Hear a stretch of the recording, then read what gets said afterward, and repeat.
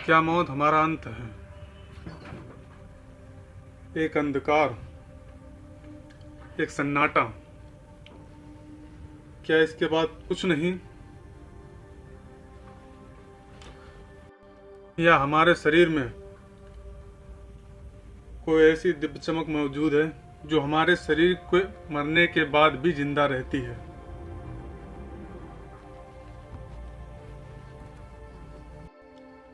Philosopher और scientist दोनों मिलकर इस चीज को साबित करने में लगे हुए हैं या इस चीज की खोज में लगे हुए हैं। यह एक ऐसा सवाल है जिसका सामना हमें एक ना एक दिन करना पड़ेगा।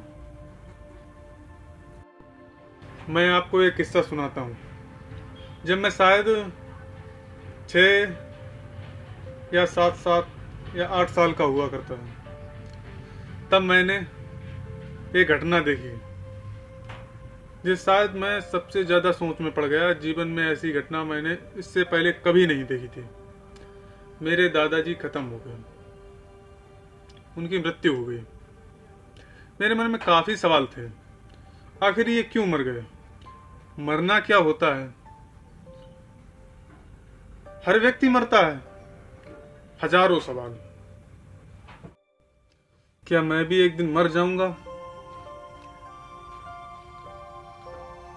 क्या जीवन का यही उद्देश्य है?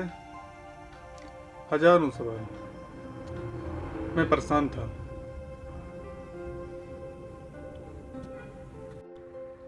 सबसे बड़ा सवाल कि वो नींद से क्यों नहीं उठ रहे हैं। कल तक तो वो ठीक थे, उन्हें अब उठ जाना चाहिए। काफी देर ड्रामा हुआ लेकिन नहीं उठे वो। तब सबने बताया बेटा वो मर चुके हैं। सवाल काफी थे। वो सच में मर चुके थे या वो किसी न किसी रूप में हमारे चारों ओर थे? कई सवाल दिमाग में बन रहे थे, उसमें से एक ये भी था। हिंदू, मुस्लिम, क्रिश्चियन ये मानते हैं कि अच्छे लोग स्वर्ग में जाते हैं, बुरे लोग नरक में।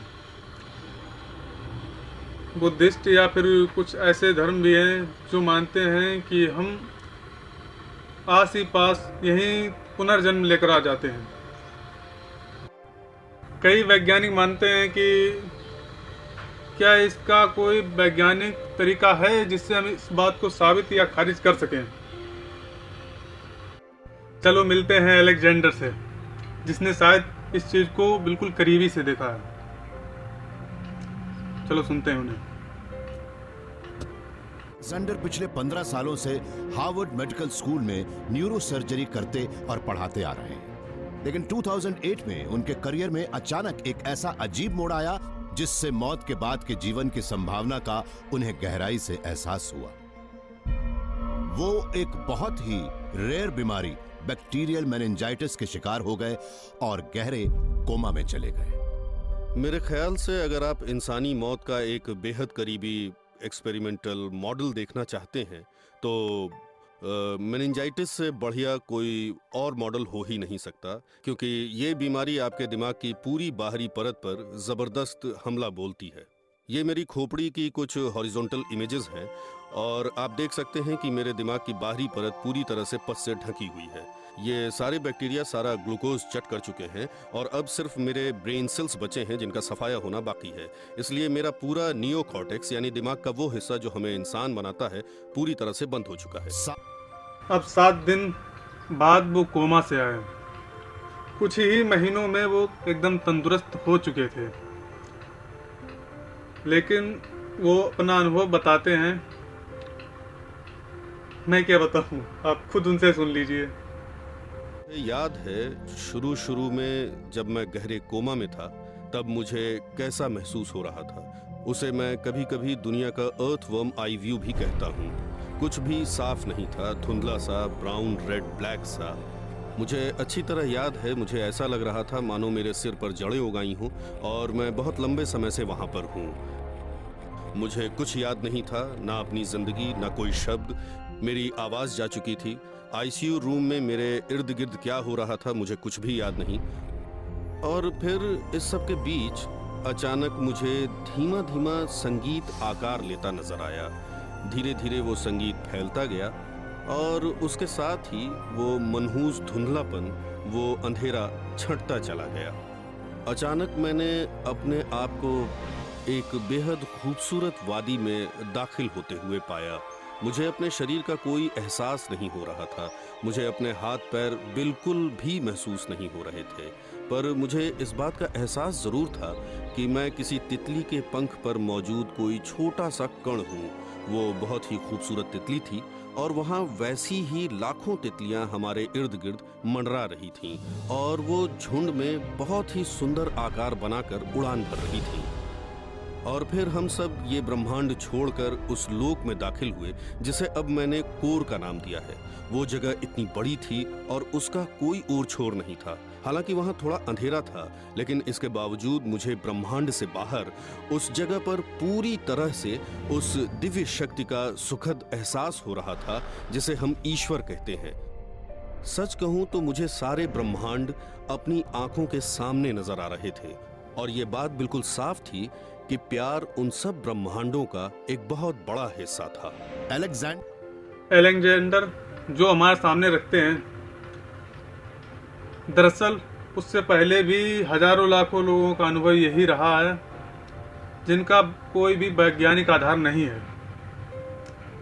अब क्या इसके पीछे कारण रहा, क्या नहीं कारण रहा, अब एक और शख्स से मिलते हैं, उनसे बात करते हैं, वो क्या बताते हैं।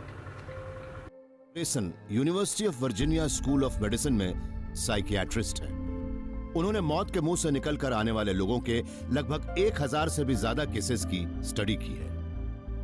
मौत की चौखट से जिंदा लौट कर आने वाले ज्यादातर लोगों का एक्सपीरियंस लगभग एक जैसा होता है। उन्हें बेहद शांति और सुख का एहसास होता है।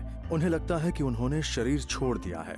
उन्हें कोई तेज चमकती हुई रोशनी नजर आती है जो बेहद गर्मजोशी और बेपनाह मोहब्बत के साथ उन्हें अपनी ओर खींचती है। कुछ लोगों को कभी कभी कोई फरिश्ता या देवता भी नजर आता है जिसे वो गॉड या क्राइस्ट भी कहते हैं, या उसे ना पहचान कर उसे कोई महाशक्ति कह देते हैं। पर कई वैज्ञानिक ऐसी बातों को नहीं मानते हैं। उनका मानना है कि शरीर ऐसी हरकतें तब करता है जब शारीरिक दबाव बढ़ने से हमारे अंदर ऑक्सीजन की कमी हो जाती है, तब मस्तिष्क ऐसी उल्टी पुल्टी हरकतें करता है। तो आगे कहानी कल देखेंगे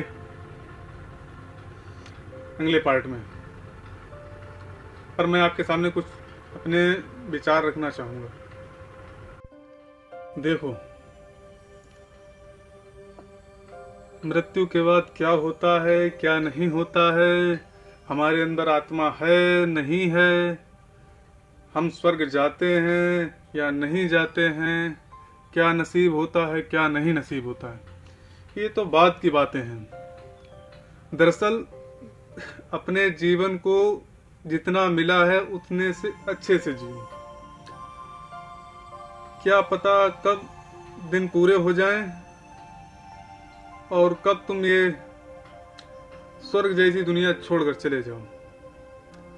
कोई नहीं जानता कि असलियत में ये दिमाग का खेल है या फिर हमारे अंदर बने मसल्स ही एक कंप्यूटर की तरह काम करते हैं और आत्मा जैसी कोई चीज नहीं है। हमें जो अच्छा लगता है हमें वो करना चाहिए, क्योंकि जीवन दोबारा नहीं मिलेगा। मिल भी गया तो पिछले जीवन का जब तक कोई अर्थ नहीं पता है तब तक उसका कोई मतलब ही नहीं बनता। नई कहानी, नई दुनिया, नए लोग। हालांकि ये सब मैं नहीं मानता हूँ, लेकिन हमें सोचना चाहिए, हमें लोगों की कदर करनी चाहिए। लोग अच्छे भी हैं, खराब भी हैं। नहीं कदर करेंगे तो क्या करेंगे।